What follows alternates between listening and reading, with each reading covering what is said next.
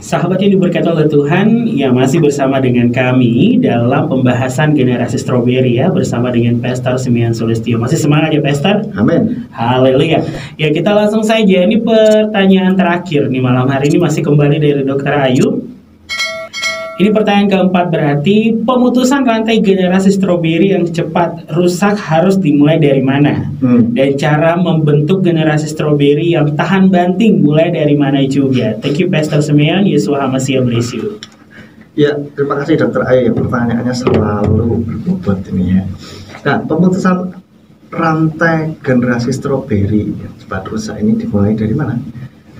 Dari generasi stroberi itu sendiri dan juga dipimpin oleh generasi yang sudah senior, lebih senior. Ya, generasi seniornya apa nih? Generasi durian? Generasi durian atau generasi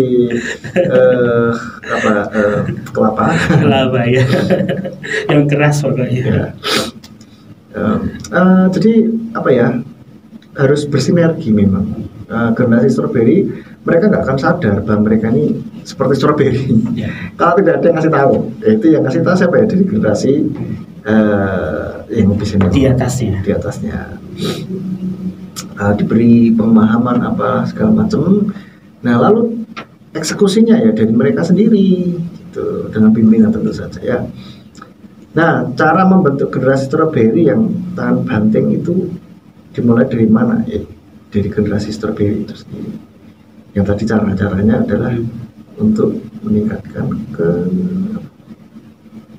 ketangguhan, adversity quotient-nya itu yang harus ditingkatkan. Jadi itu menurut saya Dr. Ayu, supaya generasi stroberi ini lebih kuat dan kita memutus mata rantai ini. Kalau generasi stroberi banyak belajar, banyak menerima masukan, itu akan sangat baik sekali. Ya, karena memang generasi seperti stroberi ini bagus, mahal, kualitas tinggi, tapi merapu. Generasi ini juga gitu, pinter, potensi tinggi, tapi itu lagi, jangan sampai mudah rapuh. Oke baik, terima kasih Pastor dan terima kasih Dr. Ayu ya atas tempat pertanyaannya yang luar biasa di malam hari ini yang sudah dijawab oleh Pastor Simeon Sulistyo. Dan juga Rio ingatkan dulu untuk sahabat yang diberkati, siaran malam ini nanti dapat sahabat simak atau menonton kembali ya, menyimaknya kembali atau menonton ulang di channel YouTube Simeon Sulistyo. Jadi jangan lupa sekali lagi diingat channel YouTube-nya, jangan lupa nanti di subscribe juga yaitu Simeon Sulistyo. Dan sahabat yang diberkati, kita lanjutkan nih Pastor, ada pertanyaan lagi, ini datang dari kota Surabaya dengan kata haleluya. Haleluya berarti ini dengan Pak Joromi. Ya, shalom, selamat malam Pastor Simeon Sulistyo yang selalu aman dalam anugerah Bapak Yahweh dan selamat untuk anak pertamanya yang sangat lucu dan diberkati ini sepanjang umur hidupnya. Haleluya, amin. Dan shalom, penyiar radio memiliki suara emas. Waduh, jangan dong, nanti dijual saya nih Pak. Haleluya. Pertanyaan saya nih Pak Joromi berbicara tentang karunia roh nih. Ya, ini ada pertanyaan dari Pak Joromi, tapi membahas tentang karunia roh Pastor. Yang pertama, karunia roh yang seperti dijelaskan Rasul Paulus atau Rabi Saul, apakah hanya orang tertentu yang mendapatkan karunia roh nih Pastor? Ya, 9 karunia roh itu ya. Ya, menurut saya ya tergantung dari Roh Kudus. Ya namanya karunia. Karunia itu kan pemberian ya. Yang pemberian ya suka-suka yang memberi kan. Gitu. Cuman kita hanya menyediakan diri atau tanda kutip memantaskan diri untuk bisa dikasih itu, gitu, untuk karunia rohnya. Sehingga kita pengen ya boleh minta, boleh dong, gitu. Dikasih apa enggak itu urusan Tuhan. Sama seperti saya nih ya, itu juga nih. Saya dulu ingin bisa lihat makhluk yang halus-halus gitu, yang tidak kasat mata. Gitu. Saya sudah minta berdoa, tapi sampai sekarang belum bisa gitu. Belum bisa merasakan ya sudah, apa-apa. Oke, itu ya Pastor. Dan pertanyaan kedua dari Pak Joromi, apa perbedaan antara perasaan secara psikologi dengan dunia alam roh nih Pastor? Berat ini. Berat. Perasaan secara psikologi dan dunia alam roh. Ya, kalau perasaan psikologi itu ya apa yang kita rasakan di dalam diri ya, di diri kita. Tapi kalau alam roh itu ada yang bilang dunia paralel. Di alam roh itu seperti dunia nyata ini, yang pemahaman saya, seperti dunia nyata tapi itu tidak kasat mata. Itu alam yang memang benar-benar ada hukumnya di situ, hukum berlaku di situ, dan ya seperti alam semesta ini, cuma tidak kasat mata. Kalau perasaan, psikologi ya apa yang kita rasakan, perasaan sedih, senang, terus bahagia, malu dan seterusnya, itu perasaan. Tapi alam roh itu ya itu tadi dunia tidak kasat mata itu, karena dia ada, tapi kita nggak bisa lihat. Baik, terima kasih Pak Ester. Ini pertanyaan ketiga. Setan sering mengguncang jiwa seseorang. Apakah kategori ini hanya untuk pembetulan jiwa sehingga hanya psikologi saja tanpa campur tangan kuasa Tuhan?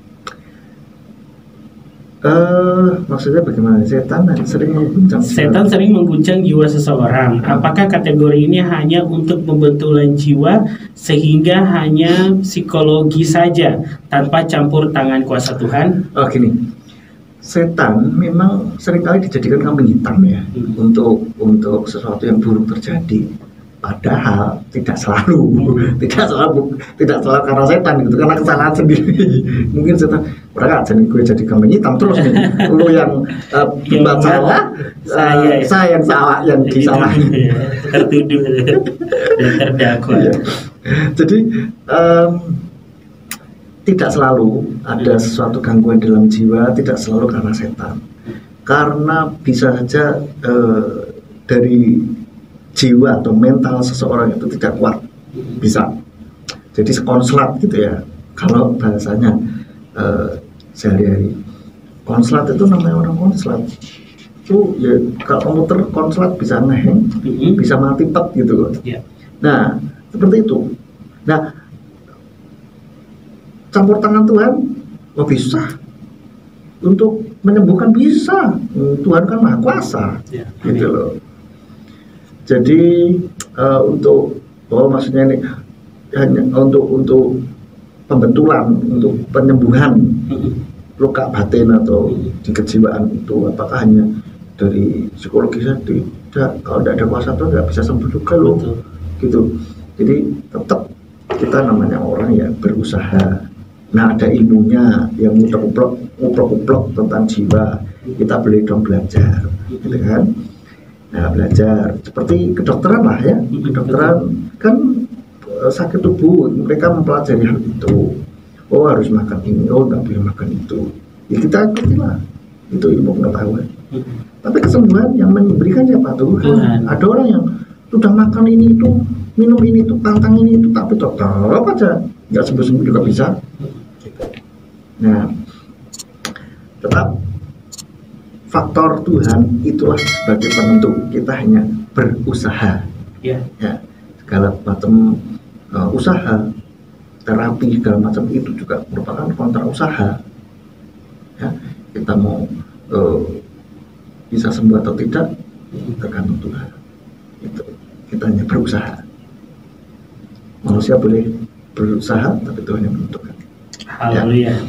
Ya, demikian pertanyaan saya, biar menjadi berkat sehingga dapat memilah antara psikologi dengan alam dunia roh.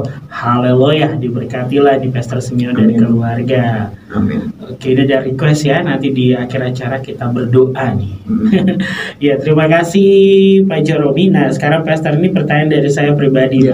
Ini kalau tadi ya, di dalam mengasah kecerdasan intrapersona nih kan, nah di situ kan ada biarkan memilih dan mengambil keputusan sendiri. Jadi jangan ujung-ujungnya menyalahkan orang gitu. Ini karena kamu nih yang suruh kan gini. Nah sekarang kalau tadi kita bicara dari generasi 97 ke sini kan ke strawberry.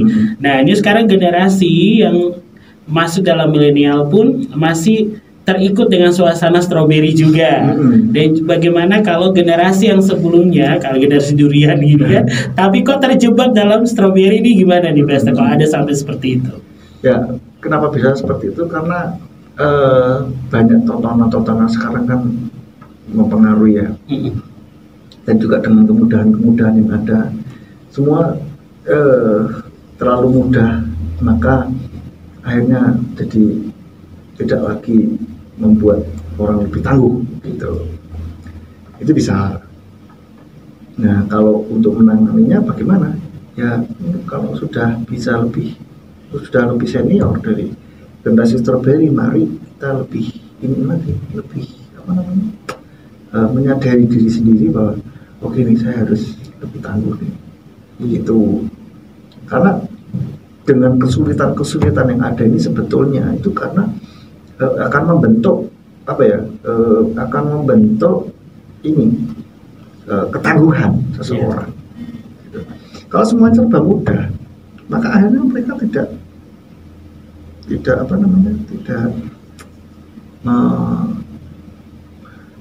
terbentuk ketangguhannya ini.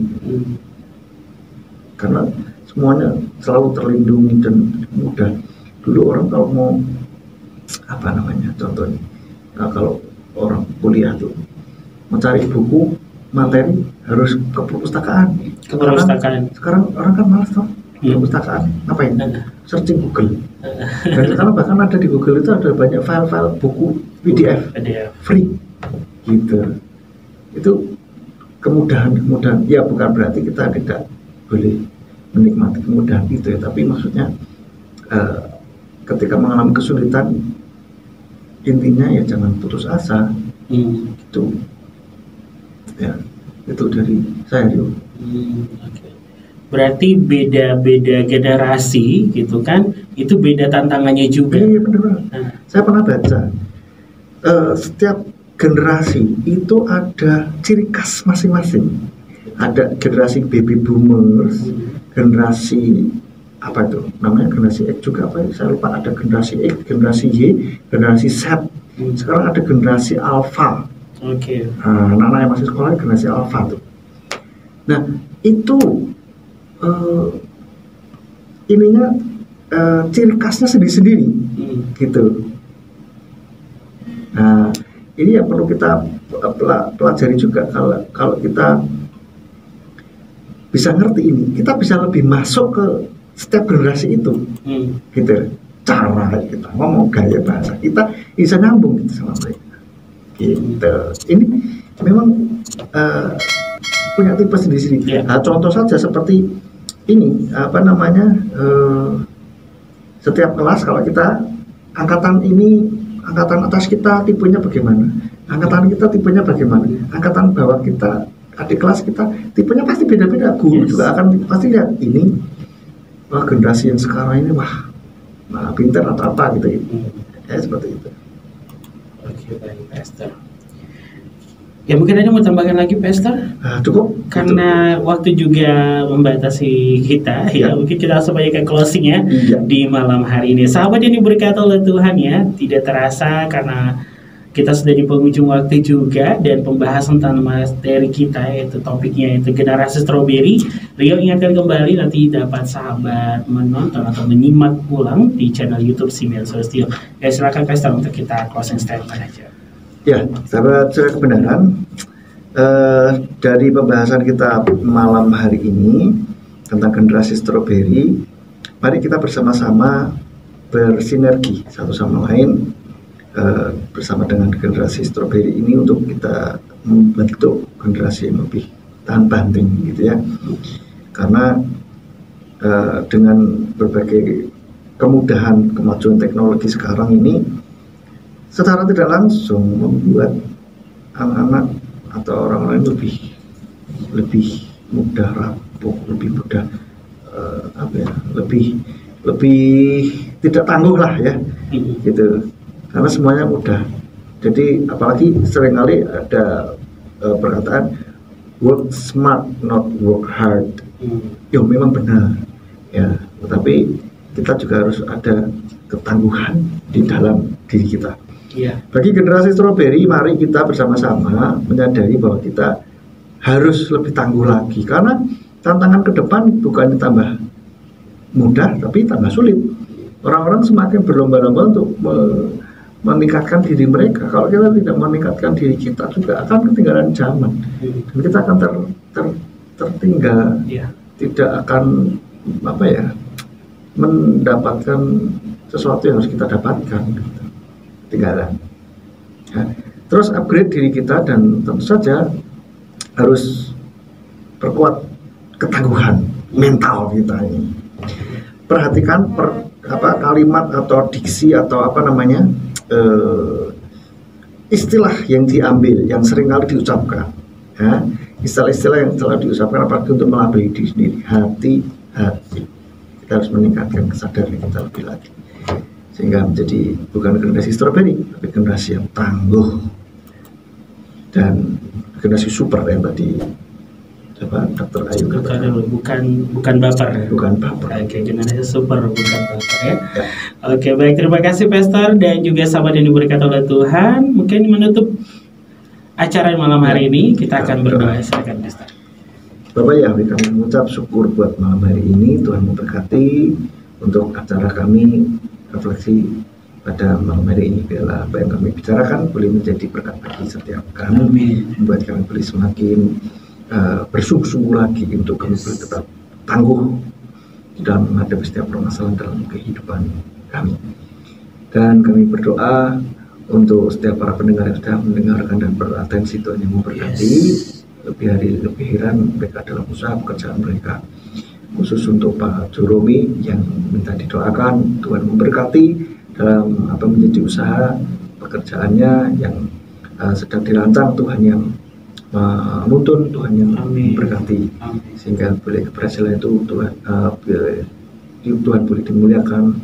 Dan Pak Juromi boleh semakin cinta akan Engkau. Terima kasih Bapak, kami memberkati semuanya yang sudah mendengarkan baik melalui radio maupun melalui YouTube. Tuhan memberkati dalam setiap langkah-langkah di depan kami. Berkati juga Rio yang sudah memandu acara ini. Berkati masa mudanya, pelayanannya, dan masa depannya. Terima kasih Bapak Yahweh. Kami tutup pada malam hari ini acara pada malam ini hanya di dalam nama Tuhan Yesus. Amin. Amin. Ya, haleluya, sahabat yang diberkati oleh Tuhan di 107.8. Terima kasih untuk Pastor Simeon atas waktu dan kebersamaannya. Bapak Yahweh memberkati pelayanannya, keluarganya, generasi yang dilahirkan. Sehat selalu di dalam Tuhan. Dan juga sahabat yang diberkati oleh Tuhan, demikianlah obrolan kita di malam hari ini tentang generasi strawberry. Dan Rio ingatkan kembali bagi sahabat bisa nanti share dan subscribe juga channel YouTube Simeon Sulistyo, dan obrolan di malam hari dapat sahabat simak kembali di channel YouTube tersebut. Dan kita akan bertemu lagi di pekan depan dengan pembahasan lainnya dengan pembicara yang pastinya membawa berkat bagi jiwa. Kami pamit undur dari lantai 2 Gereja Pemulihan Firman Surya Kebenaran Ambarawa 107.8. Bapak Yahweh memberkati.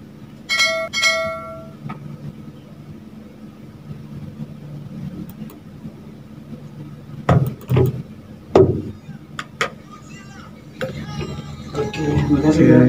Thank you Rio. Kita kirim ke email ya.